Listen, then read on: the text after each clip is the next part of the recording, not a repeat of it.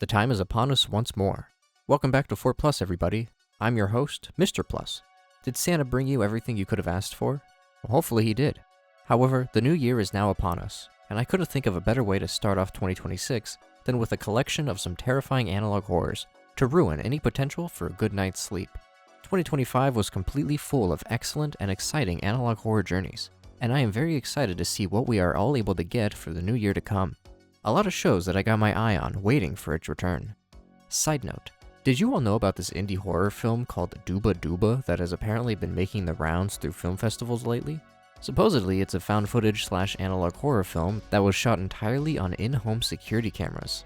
It's about this babysitter that gets terrorized by the 16-year-old girl that she is caring for. That's a little old for a babysitter, isn't it? Needless to say, I'm quite excited for the film and will definitely be checking it out once it becomes available to watch. Perhaps we will do a video on it since it is pretty on topic. But side note is now over. I just wanted to bring that movie to your guys' attention in case you haven't heard about it. However, it's pretty common for us to check out whatever analog horror series catches our eyes here at 4 Plus. But this time around, we are going to be checking out some one-offs. Interestingly enough, whenever we do this, there usually ends up being an unexpected theme that gets shared across all videos. So I'm curious to see what that ends up being on this go-around. As always, be sure to check out the original videos by the creators that I'll have linked down below in the description before diving on over here to brave these horrors as a unit. We've got 3 horror adventures we are going to be embarking on today, so let's put on our protective gear and head out into unfamiliar territories, into analog horrors that are bound to be full of danger. But before I let you get too far, just wanted to say if you're new here and enjoy what you're watching, be sure to hit all those neat buttons down below as it really helps support the channel. I'll also have linked in the description below our socials and the 4-player gaming channel where we dive into the terrifying world of horror video games. But anyways, now you can pass through. The Visitor. What's cool about this first entry here is that it is actually based around a horror video game that came out not too long ago. No, I'm Not a Human. A video up on 4Player if you want to check that out. For those who aren't aware, the game follows a relatively simple premise. There is something wrong with the sun, and these strange humanoid creatures called visitors have started to appear. As the night goes on, you have to use your sharp skills to decide if the person you are going to let take shelter in your home is a real human or a visitor. So I can only imagine that this concept in horror short format is going to work pretty well. Our entry begins and we can see that we are in a very familiar setting, the house straight from the game. We go and peek out the windows and can see nothing suspicious as of yet.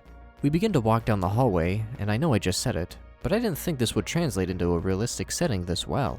This would make for a horrifying set piece for a live-action horror short. We head over and peek out the next window close to us, and can see what our character says is just a few kids playing. Don't they know it's not safe to be out there? That's when a knock at our door can be heard. We look over at the door, and the knock can be heard again. We begin to walk towards the door, but our footage then cuts to the daytime, unclear of how much time has passed or what happened in between the events. We exit our bedroom and head straight into the room to our right. Inside, we can see this random guy sleeping on the couch. Hopefully he is someone we can trust. Who knows how long he has been with us. We decide to interrupt his sleep and we head into the next room, where we see this guy sitting on a chair at the end of the room. He questions why we are always recording, to which we tell him that it just gives us comfort. See, throughout the games, you have to periodically check the people that you have let stay with you for signs that they are in fact not a human. One of these signs is dirt under the fingernails, and when we ask this guy to show us his hands, it turns out they are quite dirty. We take a step back as the guy tries to defend himself by saying it's because he was running for his life all night. He says that all day and night people are going mad, and not just the visitors, everyone. We ask him why he left from his last shelter, and he explains that a bunch of people broke down his door after he refused them entry, and he just wants to keep his family safe. Curious, because I don't see your family anywhere. And did he decide to just leave his shelter after everyone barged in? I suppose if it was your house and they made it more dangerous, I would understand. But I've got my eye on you. The scene then cuts ahead to later in the night, and the knocking can once again be heard at the door. We head to the same window we checked prior, and still there is nothing to be seen. Next up is the other window, and at first I was confused because whatever he saw out this window seems to really shake up our cameraman, but I for the life of me couldn't see what was out there. But I actually think there is a body at the bottom. One of the kids out there before is now dead. They likely have been killed. All the while, the knocking gets more and more intense. We slowly make our way to the front. We look out what looks to be another window, and sure enough, this harrowing figure can be seen staring outside. The knocking continues, and we then head to the door. And man, did this entry end in a way that made my heart sink. Hello? I need somewhere safe. Oh, I thoroughly enjoyed this tape, I gotta say. This video game world was truly brought to life here. The atmosphere was on point. The slow burn terror and even the design at the end were all top tier. It was cool to see the mechanics from the game worked into this short, like checking for signs that the people in your house are not what they seem. Hell, even just the design of the house was really awesome to see. The game has a very unique art style, so to see it all made to look real makes it all the more unsettling. Definitely not a place I'd want to live. With how well this adaptation of the video game turned out, there's quite a bit of other horror games that I feel would make for some really cool found footage shorts. Outlast analog horror, anyone? The Bunny Man. Our entry begins, and the first thing we are met with is this friendly looking pumpkin alongside our title card before our narrator comes in to tell us about an incident that took place in 1904.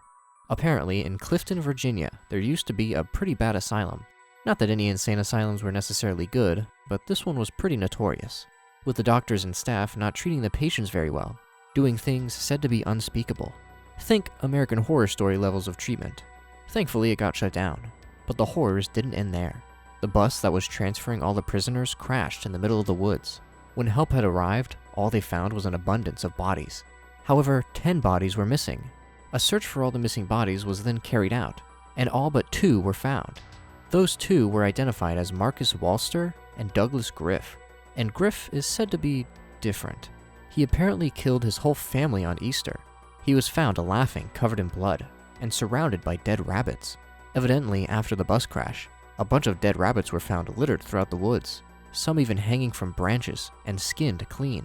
It's said that one night, the people then saw him, a tall figure equipped with an axe and covered in rags and rabbit skin.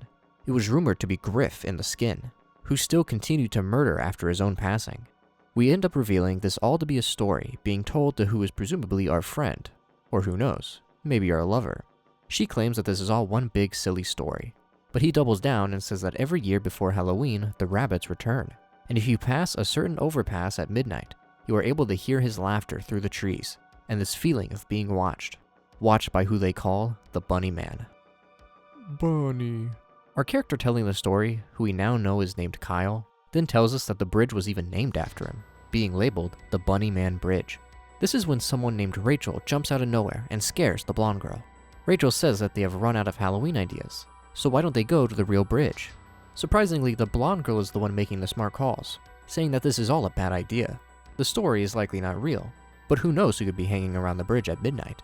Rachel tells who we now know as Emily that she needs to just relax, and Kyle reassures that it will just be a quick look and then they'll leave. Emily reluctantly agrees and the scene cuts out. We then return and find ourselves at the infamous bridge in the middle of the night. We see Kyle, Rachel, and Emily all standing in front of the haunted site. It even sounds like Kyle is starting to regret their decisions. Rachel begins to taunt the spirit of the Bunny Man, calling out to him and telling him to show himself. As Emily walks through the woods, she ends up coming across a dead rabbit which freaks her out. Kyle tries to reassure Emily that this is probably the work of some sick freak, which, yeah, that makes it all real better. But thankfully, they all decide to just go home and watch a movie. But someone decides to show up and throw a wrench in their plans.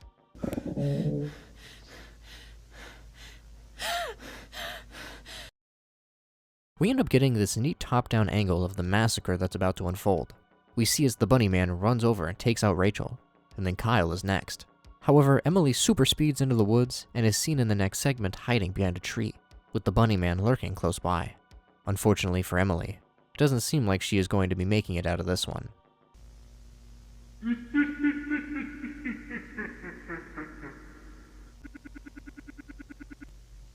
We watch as the Bunny Man chokes out Emily. She reaches up and is able to take the mask off his face. We don't get to really see what he looks like, but if I saw this in the woods, I definitely wouldn't be happy.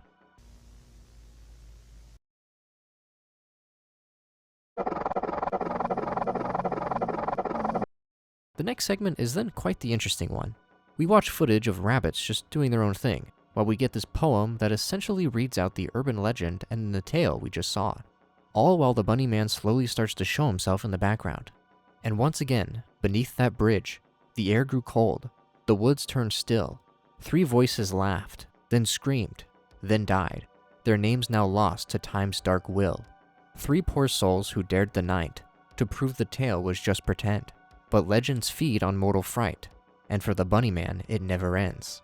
The text then goes red. Don't invite the rabbit into the woods. We then see Emily, crying and staring into our souls, before her face then becomes completely deformed. Her head is then put inside a pumpkin, and the entry ends. I didn't know what to expect when initially going into this, but I was pretty surprised by this one. I really liked the art style and the usage of all of those strange rabbit videos. Interestingly enough, this bunny man is a real thing. Not that the bunny man himself is real, but the urban legend is.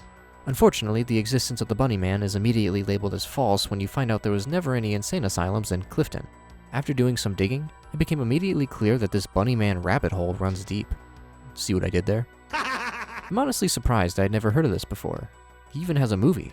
I was going to compare the original legend to the one presented in the analog horror, but it sounds like the tale has been passed around so much that it's pretty unclear what the original actually is. It just has so many variations at this point. What's even more interesting is that when experts tried to go back and get a clear-cut answer as to if the bunny man was real or not, they did find 2 incidents in 1970, 10 days apart from one another, of a man in a rabbit costume and an axe threatening people. I wonder what those people in the costumes would say now, knowing that they potentially created a huge urban legend many people apparently believe in. It's cool that this analog horror was able to bring that legend to life, and probably introduced a whole new wave of people like me to the bunny man. Good to know, so I can never visit that bridge. Hotline. Now this next entry is a part of a universe I'm confident most of you recognize. The Walten Files. Now it does look like this tape is in-universe, but decently extended away, so I wouldn't say you'll be left confused if you haven't already seen the Walten Files. Which if you haven't, you definitely should. It's up there as one of the top analog horrors to exist. The first thing we are met with is the Bunny Smiles Incorporated logo, to which Bond the narrator comes on screen, and it sounds like we are an employee of Bunny Smiles Inc., coming back from a bit of a summer break. We even got a bonus. Just look at all the goodies. The next few shots we get end up looking really impressive. The way the camera has more 3D movement, making this look like someone actually filmed this, is pretty cool to see. But it's now time to learn all about the BSI hotlines. These hotlines are essentially phones for emergencies that have been installed in various locations throughout all the facilities. Give them a call, and someone will be sent to help right away, unless you are outside the hours of 10 p.m. to 10 a.m. The phone number is then shown to us on screen, and an example of what a call may look like is then shown to us. In the example, the guy calls to complain about hurting his leg. What a whiner. And the ladies send someone out, just like we were told. If what we need help with is a bit more standard, we can refer to these training tapes instead. We don't want to bother the operators with stupid questions, now do we? We then get this frightening look at Bond standing next to who I can only imagine is our narrator. And as he goes to end us off, he doesn't sound like he is too interested in what he's doing. We appreciate your effort in keeping the roots of this ever-growing company alive. Blah, blah, blah. The tape cuts out, and we are then taken to this found footage segment, following who I can only guess is the security guard for the facility.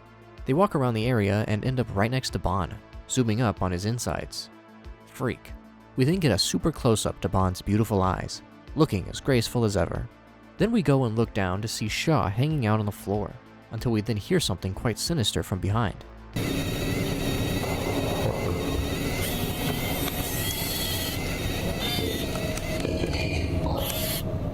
We then exit found footage and can see our character using the hotline. Something must have happened off screen. We look back nervously at the open entrance into the room we are in, and thankfully someone then answers the phone. Our character, who we now know as David, tells the guy on the hotline that he is not feeling safe. Now, it's a little hard to hear, but it sounds like the guy on the phone tries to say that this is just the usual employee frights. Yeah, whatever that means. But David is firm that he feels like he is being watched. But according to the hotline, this isn't really an emergency. David then goes on to complain about a bad smell, and asks for someone to pick him up. This hotline is unfortunately of no help, and just tells us to finish out our shift. But something else has David's attention. A face peeking from around the corner. Hello? The guy on the phone then tries to sweeten the deal. If we stay, we get a $5 Bunny Smiles gift card. Alright, now I'm convinced. David continues to try and leave, but is told he will be fired if he does. You truly feel David's frustration here with this phone call. I'd be pretty pissed at this guy too. Off screen, what sounds like a recording of a child singing can then be heard.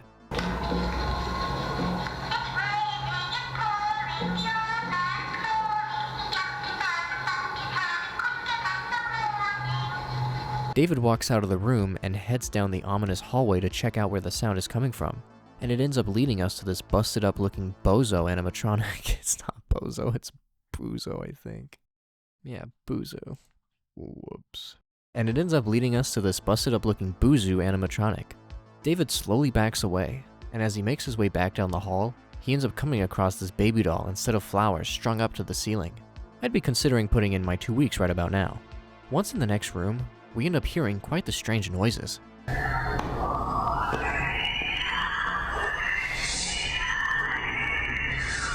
This causes David to pull out, oops. This causes David to pull back out his handheld camera. Maybe he can show the dickhead over the phone proof of the haunting. The camera holds on this big door for a bit, until we slowly shift off to the side and are met with quite the frightening scene.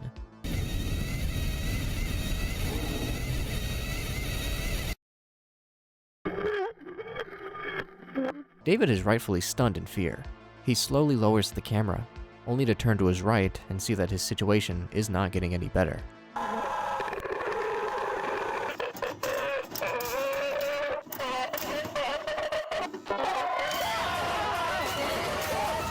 I gotta say, seeing Bond just grow larger and larger like that was really unnerving, and the noise he was making did not help.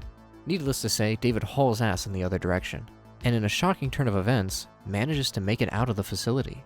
Then again, we saw someone escape before in the first tape, and that did not end very well. But as it turns out, David has now made it quite far, and it looks like he may actually make it out of this one. He stops on the side of the road to catch his breath, and then heads off frame.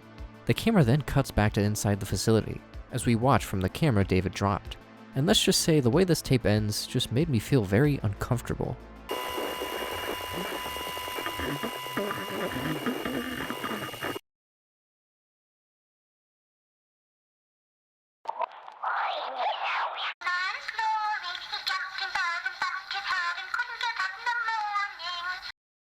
This was a blast to watch, to say the least. I like how even though it isn't a mainline entry in the Walten Files series, you still see all the advancements being made, making me all the more excited for the 5th installment when it arrives. This was arguably one of the more frightening looks at all the spirits that we have gotten thus far. A lot of those scenes with the faces just didn't sit right with me at all. Like I just mentioned earlier, the improvements are in plain sight. The camera movements looked really good in the 2D environments, and even the facial animations and expressions looked improved as well. The biggest improvement of all, however, is David making it out alive. David the King. I gotta say, this was quite the collection of analog horrors that we have covered today. As of right now, however, I can't really think of what all of these tapes had in common, as they all were pretty different. The Visitor was a faithful adaptation of a popular horror game that managed to bring the horrifying atmosphere and terrifying character designs to life. It even managed to incorporate the video game mechanics pretty flawlessly. The Bunny Man was based on a real urban legend that apparently has a whole percentage of the population terrified. I know I will never see a rabbit the same way again. And then to end off, we had a short episode of the Walten Files, following the night guard David as he tries to escape the possessed animatronics from Bond's Burgers. I guess you could say that the Bunny Man and Hotline are related because of the rabbits, and Bunny Man and the Visitor are related because they are both adaptations of established concepts. Perhaps I am just reaching as a whole here. Needless to say, I can highly recommend you check out each channel we have covered today, as they all have other works that deserve all the attention they can get. However, that'll probably be about it for this video. As always, be sure to keep on leaving me recommendations down below, whether it be in the YouTube comments or the community Discord where our hotline is much less rude. But if you'll excuse me, I have to go inspect my roommate to make sure he isn't a creature in disguise.